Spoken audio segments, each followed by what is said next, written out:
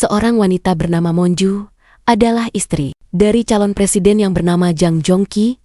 Ketika Jong-ki sedang melakukan kampanye di depan pendukungnya, tiba-tiba Monju ditembak oleh seseorang. Hal itu pun membuatnya sekarat dan juga terkapar. Namun ternyata semua itu hanyalah mimpi dari Jong-ki.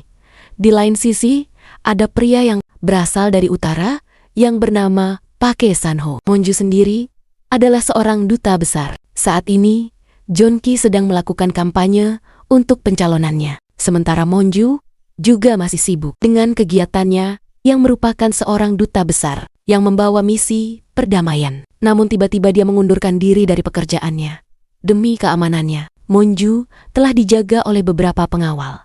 Selain itu, Presiden Korea saat ini bernama Choi Kyung-shin. Monju dan juga Choi Kyung-shin adalah dua orang yang sangat dekat. Ketika Choi Kyung-shin terpilih, dia sebenarnya ingin menjadikan Monju sebagai menterinya. Namun ternyata suami Monju bergabung dengan Partai Republik Baru, di mana itu adalah partai oposisi dari Choi Kyung-shin. Selain itu, suami Monju juga mencalonkan diri sebagai seorang presiden. Misi dari kampanye Jong-ki yaitu melakukan reunifikasi antara Korea Selatan dan juga Utara. Namun, menurut Choi Kyung-shin, hal itu sangat beresiko. Monju mengatakan bahwa suaminya ingin berbicara secara langsung kepada Presiden Choi Kyung-shin. Kemudian Monju menemui asistennya yang bernama Minji untuk membatalkan semua jadwalnya karena dia sudah memutuskan untuk tetap tinggal dan juga mendampingi suaminya yang mencalonkan diri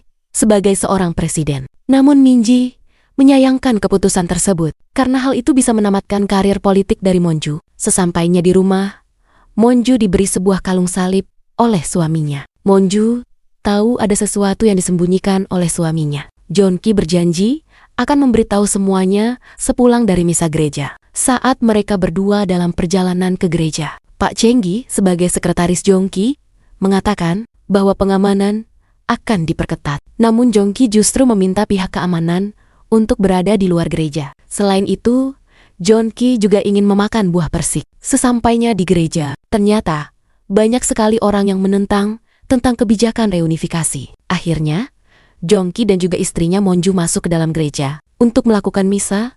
Ketika mereka masuk di dalam gereja, ada seorang pria yang merekam semuanya. Pria itu ternyata Park San-ho yang berasal dari utara. Ternyata dia juga merupakan salah satu anggota dari gereja tersebut. Terlihat Jong-ki meminta Chang-hee untuk memperketat keamanan bagi istrinya. Misa gereja pun akhirnya dimulai. Nampak ada seseorang yang mencurigakan. Dia memakai seragam tentara. Pria itu tiba-tiba beranjak dari tempat duduk dan mendekati Jong-ki. Tak lama, pria itu menodongkan pistol dan juga menembaknya. Suasana menjadi kacau. Monju berusaha untuk menyelamatkan suaminya. Monju pun berusaha menenangkan pria berseragam tentara tersebut. Jong-ki yang sudah sekarat meminta Monju untuk membawakan buah persik dari arah belakang. Park San-ho akhirnya bisa melumpuhkan pria tersebut. Namun, karena asingnya takut ketahuan, pria berseragam tentara itu pun memakan racun. Pada akhirnya, dia pun meninggal di tempat. Tak lama keluarga dari Jong-ki akhirnya datang. Sementara itu, Minji yang mengetahui berita tersebut membatalkan semua penerbangannya. Keluarga Jong-ki adalah keluarga konglomerat. Ia mempunyai adik yang bernama Junsang. Tak lama, dokter mengumumkan bahwa Jong-ki akhirnya meninggal dunia. Semua orang sangat kaget menerima kabar tersebut, termasuk dengan Minju yang tidak menyangka bahwa suaminya kini telah tiada. Malam harinya, keluarga Jong-ki berkumpul. Nenek, adik, dan ibunya tidak menyangka bahwa Jong-ki pergi secepat itu. Ternyata mereka juga menyalahkan Monju yang tidak mempunyai keturunan. Tiba-tiba, Junsang mengatakan bahwa dia siap untuk menggantikan Jong-ki menjadi calon presiden. Namun, ternyata ibunya tidak setuju dan meminta Junsang untuk tetap menjadi seorang jaksa. Mendengar hal itu, tentu saja Junsang kecewa karena menduga bahwa dia tidak mempunyai kemampuan. Tak lama seorang pengacara datang. Ternyata, dia akan membacakan warisan yang ditinggalkan oleh Jong-ki. Dan semua harta Jong-ki ternyata telah diwariskan kepada istrinya Monju, termasuk hartanya yang ada di luar negeri, dan itu disahkan secara legal, sehingga keluarga Jong-ki tidak bisa berbuat apapun. Namun sang ibu juga tidak terima akan hal tersebut. Monju juga mengaku tidak tahu tentang hal tersebut, tetapi dia meluapkan kekesalannya karena selalu dianggap sebagai seorang pengemis. Monju memutuskan bahwa semua warisan tersebut tidak akan dia gunakan, justru akan dia sumbangkan semuanya. Junsang kemudian mengusulkan untuk menggugat warisan tersebut. Selain itu, Monju juga memperingatkan mereka bahwa rumah yang mereka tempati sudah menjadi hak miliknya. Mereka pun harus bersiap untuk keluar dari rumah tersebut. Sementara Junsang berusaha merayu Monju. Dia mengusulkan agar Monju mendonasikan seluruh harta warisan tersebut kepadanya demi mendukungnya sebagai seorang calon presiden. Tentu saja mendengar semua itu, Monju sangat kesal dan juga marah. Di lain sisi, Pak Sanho sedang memperbaiki kalung Monju.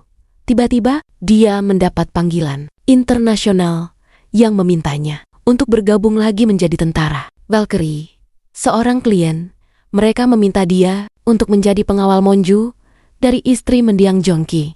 Di lain sisi, Monju akhirnya mengetahui identitas orang yang membunuh suaminya, yang bernama Kim Yong-jun. Dia adalah orang yang menentang reunifikasi.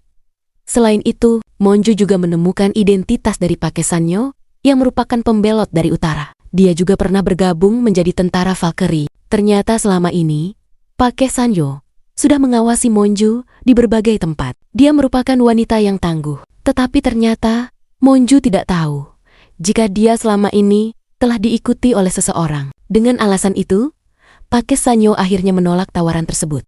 Kini Monju nampak mendatangi gereja dan bertemu dengan Pastor Inbo. Monju terlihat sangat kecewa di mana gereja harusnya menjadi tempat aman. Namun disitulah suaminya akhirnya meninggal. Dia juga meminta kepada Pastor Inbo untuk bisa bertemu dengan Pai Sanyo.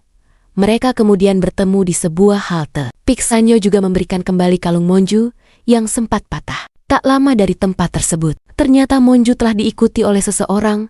Menyadari hal itu, Sanho akhirnya meminta Monju untuk segera pergi dari tempat tersebut. Tak lama sebuah mobil hitam terus melaju dan menghentikan mereka. Sanho pun menghajar mereka satu persatu dan kemudian membawa Monju pergi dari tempat tersebut. Di saat semua orang mencarinya, Sanho mengatakan bahwa mereka tidak bisa menemukannya. Sanho mengatakan bahwa dia tahu semua tempat tersembunyi di area tersebut karena dia adalah orang tanpa negara. Monju bertanya, apa maksud kata-kata terakhir orang yang membunuh suaminya? Nah, pelaku tersebut mengatakan bahwa aku membunuh seorang mata-mata itu. Sanho menduga bahwa dia bukanlah orang gila atau orang yang berbohong. Tiba-tiba hujan turun. Sanho menunjukkan beberapa rekaman CCTV. Dia melihat pria itu menyembunyikan kartu di dalam Alkitab. Ketika kartu itu dihubungi, ternyata nomornya tidak aktif. Namun tiba-tiba ada seseorang yang mengecek tanpa dia menelepon. Di sisi lain, Presiden Choi Kyung-shin ditanya oleh Yuon Ha yang merupakan anggota BIN, seberapakah Presiden percaya dengan Monju? Kemudian, Sanho juga menunjukkan rekaman CCTV di sekitar gereja. Ternyata Kim Yong-jun saat itu menemui seorang pria di dalam mobil yang ternyata adalah Junsang.